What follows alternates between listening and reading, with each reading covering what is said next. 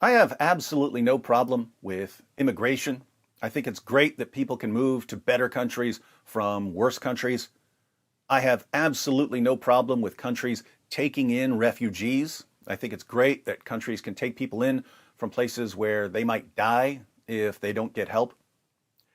I do have a problem with being extremely stupid about immigration and refugees, and a lot of Western governments are extremely stupid when it comes to immigration and refugees. The stupidest thing that Western governments do here is that they completely ignore the extraordinarily dangerous, violent, misogynistic ideas of some of the people they bring in. And once they bring in people with extraordinarily dangerous, violent, misogynistic ideas, they do nothing whatsoever to challenge those ideas. Instead, Western nations regard it as evil and immoral to challenge the extraordinarily dangerous, violent, misogynistic ideas. Challenging other people's ideas would be a form of cultural imperialism. It would conflict with the multicultural utopia we're trying to build. Who are we to say that our values are better than theirs? Who are we to judge their moral and religious beliefs? Never forget, when the people who make the rules get stupid, other people die. The people who make the rules don't die, other people die. The Associated Press reports German prosecutors said Tuesday they have charged two Afghan brothers with murder over the July killing of their sister, whom they allegedly wanted to punish for her Western way of life. The men, aged 26 and 22, and identified only as Syed H. and Sayed H. in line with German privacy rules, maybe their last name is Hitler, are accused of luring their 34-year-old sister to a meeting in Berlin on July 13th, then choking and strangling her and cutting her throat. They choked her, strangled her, and cut her throat in the name of Allah.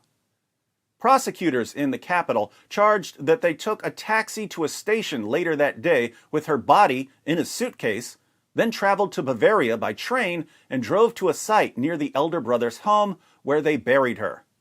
So they choked her, strangled her, cut her throat, stuffed her body into a suitcase, took a train ride, and buried her in the name of Allah near the elder brother's comfortable home in Germany. The indictment states that the men wanted to punish their sister for her Western-oriented way of life, which did not correspond to their archaic ideas of honor and morals and their image of women, prosecutors said in a statement.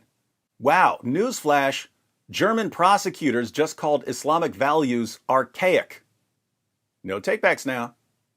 In particular, prosecutors added, they weren't prepared to accept that she had divorced her husband, to whom she was married when she was 16, after violent incidents and had a new relationship. The two brothers have been in custody since August 3rd. So, she had an arranged marriage when she was 16, making her a senior citizen by Muhammad's standards. Her husband was violently abusive, as Surah 4, verse 34 of the Quran allows. The family moved to Germany. She realized in Germany that she didn't have to put up with the sort of violent abuse the Quran promotes, so she divorced her husband and started dating someone who wasn't violently abusive. Then she found out that even though she had moved to Germany, the rules of Islam still applied, because Western governments do nothing to challenge the rules of Islam, apart from arresting murderers after they slaughter their victims in the name of Allah. Like so many other families living in Sharia-compliant hellholes, the H family wanted to get out of Afghanistan. But even though you can take the jihadis out of Afghanistan, you can't always take Afghanistan out of the jihadis. Think about it. When these brothers were in Afghanistan, they said, "We need to get out of here, Syed. We need to get out of Afghanistan. But where are we going to go, Syed? Should we go to another Islamic country? Are you insane? Why would we go to another Islamic country? Who in the world wants to move to an Islamic country? No, let's go to a Western country. Okay, cool. Germany just agreed to take us in. But once we're in Germany, how should we live?" I know. We'll live like we're still in Afghanistan. They brought the values of their fake prophet with them to Germany.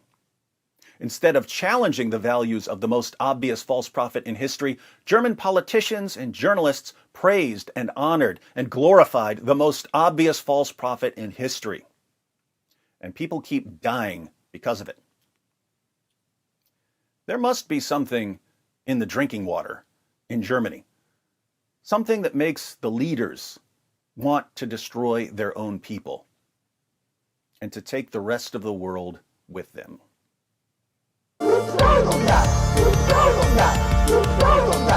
just backfired on you.